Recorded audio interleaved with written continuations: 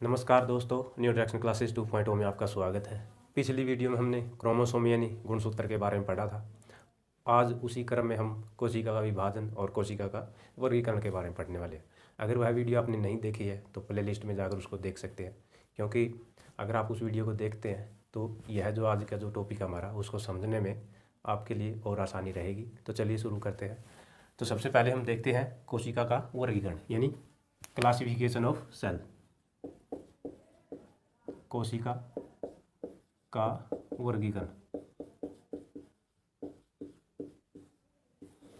यानी कोशिकाओं को कितने भागों में वर्गीकृत किया गया है। तो यहाँ पे कोशिका को 3 आधारों पर बांटा गया है या वर्गीकृत किया गया है। तो इनमें सबसे पहले है विकास के आधार पर, विकास के आधार पर, on the basis of development, विकास के आधार पर। उसके बाद है हमारा आकार के आधार पर, आकार के आधार पर, on the basis of size. और फिर हम पढ़ेंगे कार्य के आधार पर, on the basis of work. ठीक है, तो कोशिका को 3 भागों में वर्गीकृत किया गया या 3 आधारों पर वर्गीकृत किया गया, विकास के आधार पर, कार्य के आधार पर और आकार के आधार पर। सबसे पहले हम पढ़ने वाले हैं विकास के आधार पर कोशिका का वर्गीकरण, यानी विकास के आधार पर कोशिकाओं को कितने भागों में बांटा गया, तो उसको देखते हैं हम। तो दोस्तों, विकास के आधार पर कोशिकाओं को 2 भागों में वर्गीकृत किया गया है। कितने भागों में? 2 भागों में बांटा गया। इनमें सबसे पहला हमारा प्रोकैरियोटिक सेल और दूसरा हमारा यूकैरियोटिक सेल। इन 2 भागों पे इसको बांटा गया है। जो हमारा विकास के आधार पर कोशिका वर्गीकरण है वह दरअसल कोशिका के केंद्रक के संगठन के आधार पर है। किसके आधार पर? केंद्रक के संगठन के आधार पर। और मैं ऐसा क्यों कह रहा हूँ? क्योंकि इन जो 2 शब्द लिखे हुए हमारे सामने, प्रोकैरियोटिक और यूकैरियोटिक, इनमें एक कॉमन शब्द है जो हमारा कैरियोटिक। ठीक है, तो इसका मतलब होता है, यह कैरियोट शब्द से बना है, जिसका मतलब होता है, यह हमारा कैरियोट शब्द से बना है और इसका मतलब होता है केंद्रक या न्यूक्लियस। यानी कौन सी जो कोशिका हमारा जो प्रोकैरियोटिक है या यूकैरियोटिक है, इनमें कौन सी कोशिकाओं में जो केंद्रक है वह कितना संगठित है, इस आधार पर कोशिका क्या किया गया है? वर्गीकरण किया गया। और जो हमारे शब्द है जैसे प्रो, इसका मतलब होता है हमारा प्रिमिटिव, प्रिमिटिव। ठीक है, प्रिमिटिव मतलब अविकसित या असंगठित या अपरिभाषित, आप कुछ भी बोल सकते हो। और जो हमारा ये शब्द है यूकैरियोटिक, यानी यू का मतलब आपका रियल, रियल मतलब वास्तविक, या हम कह सकते हैं विकसित या संगठित।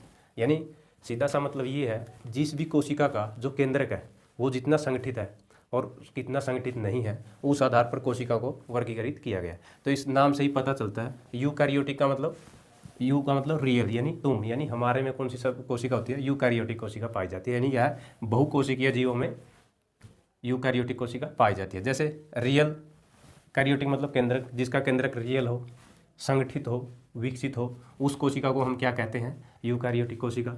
और प्रो मतलब प्रिमिटिव, यानी जिसका जो केंद्रक है अविकसित हो, असंगठित हो, उसको हम क्या कहते हैं? प्रोकैरियोटिक कोशिका। जो ये केंद्रक है, जो इसका जो संगठन होना है या संगठित, इसके संगठित होने के पीछे क्या कारण है, क्यों यह संगठित है, इस कोशिका में यह क्यों संगठित है और इसमें यह क्यों संगठित नहीं है, तो उसके लिए जो सबसे ज़रूरी चीज़ होती है वह होती है केंद्रक की झिल्ली। क्या? केंद्रक की झिल्ली, जिसको हम मेम्ब्रेन बोलते हैं। ठीक है, यानी जिस भी केंद्र के पास अपनी झिल्ली पाई जाती है वह केंद्र क्या होगा? संगठित होगा। ठीक, और जिस केंद्र के पास अपनी झिल्ली नहीं पाई जाती वह क्या होता है? संगठित नहीं होगा। तो हमने देखा जो केंद्रक होता है वह क्या होता है? कोशिका की राजधानी होता है, कोशिका मस्तिष्क, हमने पिछली वीडियो में देखा था। और यह क्या होता है, दिमाग होता है, कोशिका को कंट्रोल करने का काम करता है। और प्रोकैरियोटिक में केंद्रक क्या होता है, अविकसित होता है, यानी इसके पास अपनी झिल्ली नहीं होती। यानी केंद्रक जो कोशिका का राजा होता है, राजा के पास ही झिल्ली नहीं है, तो इससे संबंधित जो अन्य अंग है कोशिका के, उनके पास कैसे झिल्ली होगी। यानी कि केंद्र के पास ही झिल्ली नहीं है तो अन्य अंगों के पास भी झिल्ली नहीं होगी। इसका कहने का भावार्थ ये है, जिस भी कोशिकांगों के पास झिल्ली होती है या जो झिल्ली से निर्मित कोशिका अंग होते हैं वह प्रोकैरियोटिक कोशिका में नहीं पाए जाते। जैसे ER यानी एंडोप्लाज्मिक रेक्टिकुलम, यह पूरी की पूरी जो संरचना है, झिल्ली नुमा संरचना, हमने पिछली वीडियो में पढ़ा था। माइटोकॉन्ड्रिया हो गया, दोहरी झिल्ली से निर्मित संरचना है। गोल्जी बॉडी हो गया, प्लास्टिड और हमारा लाइसोसोम, ये जितने भी और जो भी अन्य कोशिका के अंग है जिसके पास झिल्ली होती है यानी झिल्ली से निर्मित होते हैं, वे सभी के सभी कोशिका के अंग प्रोकैरियोटिक कोशिका में नहीं पाए जाते। और वे सभी के सभी अंग कहाँ पे पाए जाते हैं, यूकैरियोटिक कोशिका के पास होते हैं। तो सवाल हमारा बनता है यहाँ पे, तो प्रोकैरियोटिक कोशिका में क्या पाया जाता है, तो इसमें पाया जाता है राइबोसोम। राइबोसोम का कार्य क्या होता है, प्रोटीन का निर्माण करना, ठीक है। और राइबोसोम हमने पढ़ा था 2 प्रकार का आता है, 70S और 80S, ठीक है। तो इसमें 70S राइबोसोम पाया जाता है।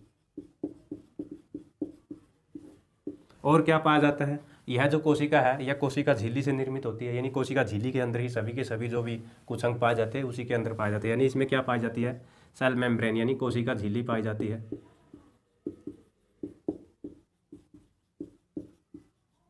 और इसमें कोशिका द्रव्य भी पाया जाता है, क्योंकि कोशिका द्रव्य के अंदर ये सभी होते हैं, ठीक है। तो वो भी हम कह सकते हैं कि इसमें कोशिका द्रव्य, ठीक है, साइटोप्लाज्म जिसको हम बोलते हैं वह भी इसमें पाया जाता है। और इसमें DNA पाया जाता है, DNA, ठीक है। और इसमें क्रोमोसोम, क्रोमोसोम कौन सा, एकल क्रोमोसोम, एकल गुणसूत्र, ठीक है। और हमने पता है जो गुणसूत्र होते हैं उसका निर्माण किससे होता है, DNA प्लस हिस्टोन प्रोटीन से होता है। लेकिन इसमें एकल गुणसूत्र पाया जाता है, लेकिन क्या नहीं पाया जाता, हिस्टोन प्रोटीन, हिस्टोन प्रोटीन इसमें नहीं पाया जाता। इस बात का आपने ध्यान रखना है, ठीक है। जो यूकैरियोटिक कोशिका होती है उसमें क्या पाया जाता है, द्विगुणित गुणसूत्र पाए जाते हैं, यानी पेयर्स में गुणसूत्र पाए जाते हैं, और DNA और हिस्टोन प्रोटीन से वो निर्मित होते हैं। और क्या पाया जाता है इसमें, इस कोशिका में देखें तो कोशिका झिल्ली, कोशिका भित्ति, केंद्रक द्रव्य इसमें पाया जाता है, यानी न्यूक्लियोप्लाज्म पाया जाता है, जीव द्रव्य इसमें पाया जाता है, ठीक है। सभी के सभी इसमें अंग जो है पाए जाते हैं। और जो गुणसूत्र होता है वह द्विगुणित पाया जाता है, ठीक है, पेयर्स में पाया जाता है। और 70S प्लस 80S क्या पाया जाता है, राइबोसोम पाया जाता है। यानी कुल मिलाकर जो कोशिका अविकसित होती है, आकार में छोटी होती है, जिसका केंद्रक संगठित नहीं होता, वह कौन सी कोशिका होती है, प्रोकैरियोटिक। अगर आप UPSC की तैयारी कर रहे हैं तो उसमें आपसे यहाँ से प्रश्न बनाकर दे दिया जाता है कि प्रोकैरियोटिक कोशिका में क्या नहीं पाया जाता। कुछ अंग ऐसे होते हैं जो पाए जाते हैं वो दे दिए जाते हैं, और कुछ अंग ऐसे होते हैं जो नहीं पाए जाते वो देते हैं। तो कोर्ट में आपसे पूछ लिया जाता है, तो इस बात को आप ध्यान रखना, बहुत ही महत्वपूर्ण है। और इसके अगर हम एग्जाम्पल की बात करें, क्या क्या इसके एग्जाम्पल है, वही नीले हरे शैवाल जिसको हम नील हरित शैवाल बोलते हैं, ठीक है। साइनोबैक्टीरिया भी हम इसको कह सकते हैं, और बैक्टीरिया,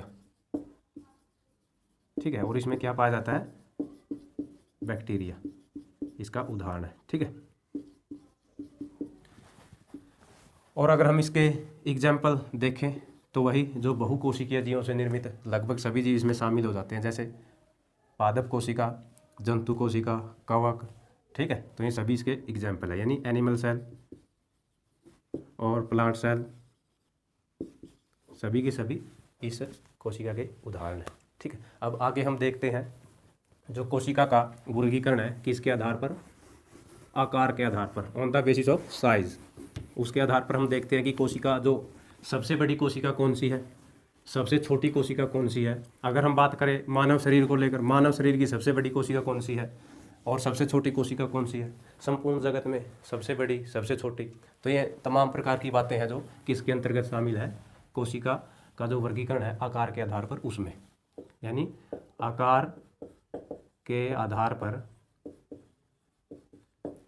कोशिका का वर्गीकरण।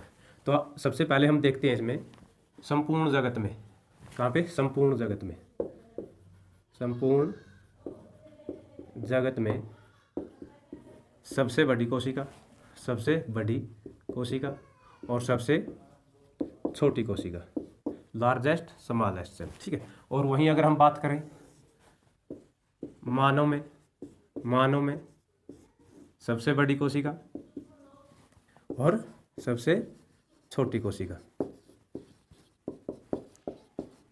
ठीक है, तो सबसे पहले देखते हैं हम संपूर्ण जगत में सबसे बड़ी कोशिका कौन सी है। सबसे बड़ी कोशिका,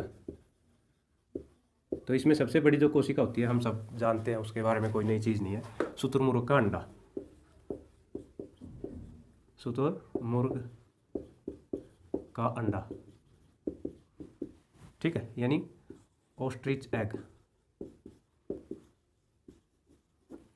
शुतुरमुर्ग का जो अंडा होता है वह सबसे बड़ी कोशिका होती है। और अगर हम बात करें सबसे छोटी कोशिका संपूर्ण जगत में, वह होती है माइकोप्लाज्मा। माइकोप्लाज्मा यह एक बैक्टीरिया होता है। ठीक है, और इसको अन्य किस नाम से जाना जाता है? इसको अन्य किस नाम से जाना जाता है? आल्सो नोन एज, इसका अन्य नाम है प्लूरो निमोनिया लाइक ऑर्गेनिज्म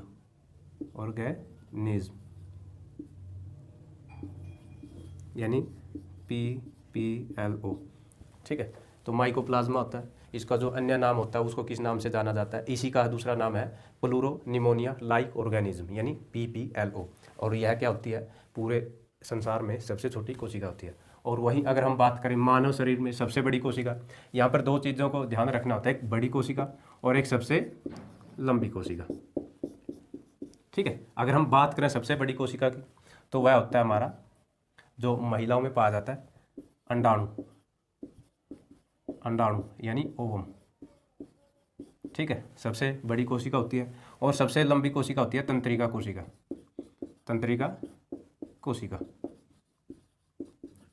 ठीक है, नर्व सेल जिसको हम बोलते हैं।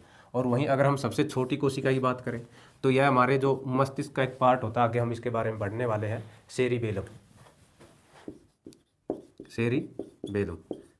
सेरिबेलम की जो कोशिका होती है ग्रेनुला सेल, यह जो कोशिका होती है वह मानव शरीर की सबसे छोटी कोशिका होती है। तो हमने देखा आकार के आधार पर कोशिकाओं का वर्गीकरण। संपूर्ण जगत में जो सबसे बड़ी कोशिका होती है शुतुरमुर्ग का अंडा, सबसे छोटी माइकोप्लाज्मा, और इसको किस नाम से जाना जाता है? Also known as pleuro pneumonia like organism. आप इस स्पेलिंग को देख लेना। ठीक है, PPLO। और मानव शरीर में सबसे बड़ी कोशिका होती है अंडाणु होती है यानी ओवम, जो स्त्री में पाया जाता है।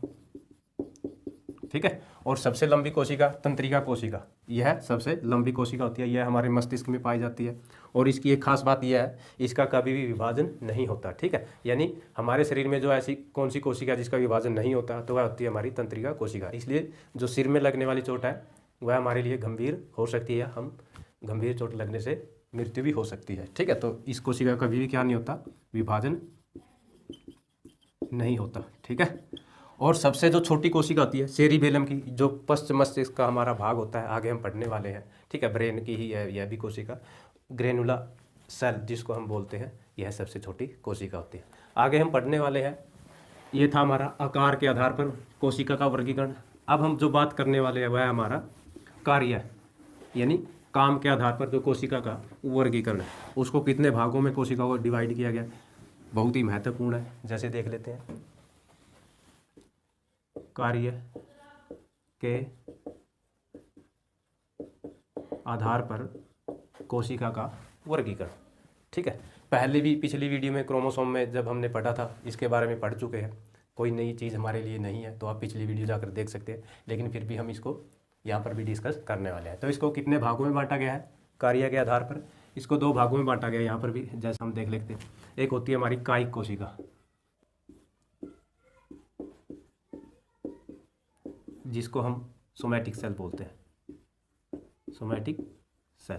ठीक है, और दूसरी है हमारी प्रजनन कोशिका,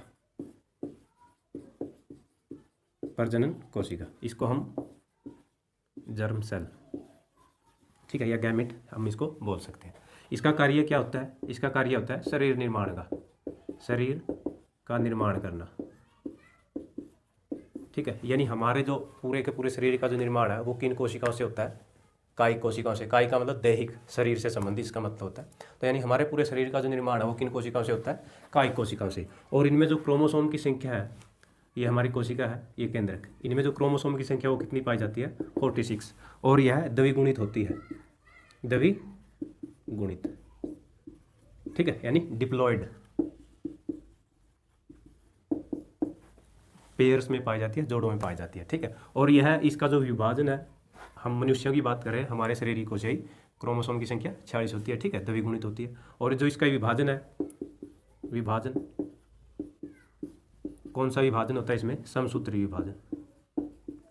ठीक है, यानी इन कोशिकाओं का जो विभाजन है वह समसूत्री विभाजन होता है। ठीक है, यानी मिटोसिस जिसको हम बोलते हैं। वहीं अगर हम प्रजनन कोशिका की बात करें तो यह, ठीक है, मेल में शुक्राणु जिसको हम बोलते हैं स्पर्म, और फीमेल में अंडाणु यानी ओवम। स्पर्म और ओवम पाया जाता है। ठीक है, और यह क्या होती है? एकल गुणित या अगुणित हम जिसको बोलते हैं, अगुणित। ठीक है, और इनकी संख्या कितनी होती है? 23। क्रोमोसोम की संख्या कितनी होती है? वह 23 होती है। और इन कोशिकाओं का कार्य क्या होता है? लिंग निर्धारण करना, लिंग का निर्धारण यानी सेक्स डिटर्मिनेशन, लिंग का निर्धारण करना। ठीक है, लड़का होगा या लड़की यानी मेल या फीमेल होगी, उसका निर्धारण कौन करता है? प्रजनन कोशिकाओं द्वारा किया जाता है। और इसका जो विभाजन है वह अर्धसूत्री विभाजन द्वारा होता है। इस कोशिका का विभाजन अर्धसूत्री विभाजन द्वारा होता है, यानी मियोसिस जिसको हम बोलते हैं। तो ये था हमारा कार्य के आधार पर कायिक कोशिका, सोमैटिक सेल बोलते हैं।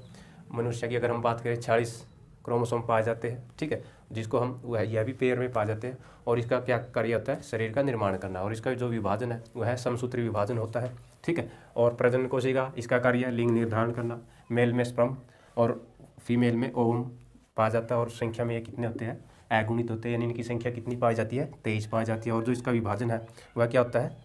अर्धसूत्री विभाजन द्वारा इसका विभाजन होता है, जिसको हम मियोसिस बोलते हैं। आगे हम जो पढ़ेंगे वह है कोशिका का विभाजन।